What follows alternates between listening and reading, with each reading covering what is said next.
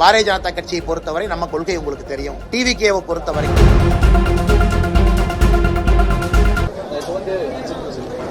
நடிகர் Vijay B team பாஜக சொல்லி முதல்வர் திருமாவளவன் எல்லாருமே இன்னைக்கு ட்ரெண்டிங்கா பேசக்கூடிய ஒரு நிலைப்பாடு இருக்கு. இதை பாஜக நம்ம ஒரு விஷயத்தை புரிஞ்சுக்கணும். இந்த பி டீம் ஏ டீம்ல இருந்து வெளியே வர வேண்டிய நேரம் இன்னைக்கு நமக்கு எல்லாருக்குமே வந்துருச்சு. இன்னைக்கு மக்கள் எந்த புதிய கட்சியா, நீங்க என்ன கொள்கையை வச்சிருக்கீங்க, எங்களுக்கு என்ன செய்ய போறீங்க சொல்லுங்க அப்படின்னு. அது நடிகர் விஜய் அவர்களாக இருக்கட்டும், பாரதிய ஜனதா கட்சி அதிமுக கூட்டணியாக இருக்கட்டும், திராவிட முன்னேற்ற கழகம் தலைமையிலான கூட்டணியாக இருக்கட்டும், நீங்க எது பார்த்தாலும் கூட மக்கள் இன்னைக்கு எதிர்பார்ப்பது புதுசா என்ன பண்ண போறீங்க, எங்களுக்கு என்ன சொல்லுங்க.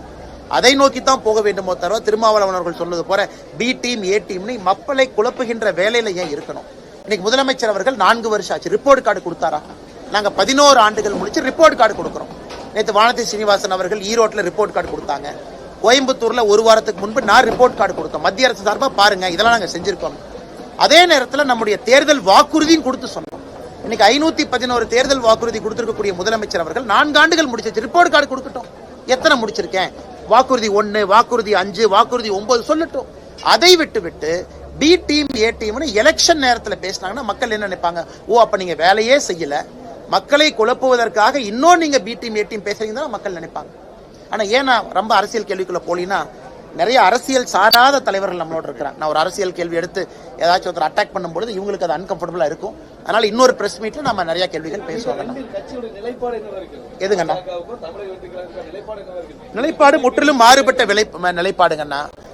ஏற்கனவே பாரதிய ஜனதா கட்சியை பொறுத்தவரை நம்ம கொள்கை உங்களுக்கு தெரியும். டிவிகேவை பொறுத்த வரைக்கும் அவங்க கொள்கை தெரியும். தேர்தல் வர வர வர வர எல்லா கட்சிகளும் இன்னும் தங்களுடைய கொள்கையை தெளிவுபடுத்தத்தான் போறாங்க.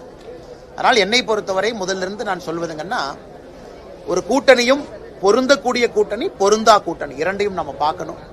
கொள்கை எதிரி யாருன்னு நம்ம பார்க்கணும். டிவிகேவை பொறுத்த வரைக்கும் எங்களுக்கு மேல பிஜேபி எதிரி, கீழே டிஎம்கே எதிரின்னு சொல்லி அவங்க அரசியல் பண்றாங்க. இதெல்லாம் மக்கள் மன்றத்தில் நம்ம வச்சிருவோம். எந்த கூட்டணியும் இன்னும் முழுமையடையாம இருக்கு.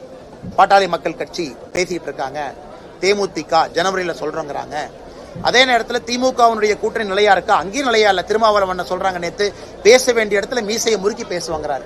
சோ எப்ப பேசுவாரு நாங்களும் காத்திருக்கிறோம். அதனால எந்த கூட்டணியுமே முழுமையாக முடிவடையாத நிலைமையில இன்னும் கொஞ்சம் பொறுமையாக இருப்பதுதான் சரிங்க. டயா பூஸ்டர் சுகருடைய ரிமோட் கண்ட்ரோல் இனி உங்க கையில. அனைத்து மருந்து கடைகளிலும் கிடைக்கும்.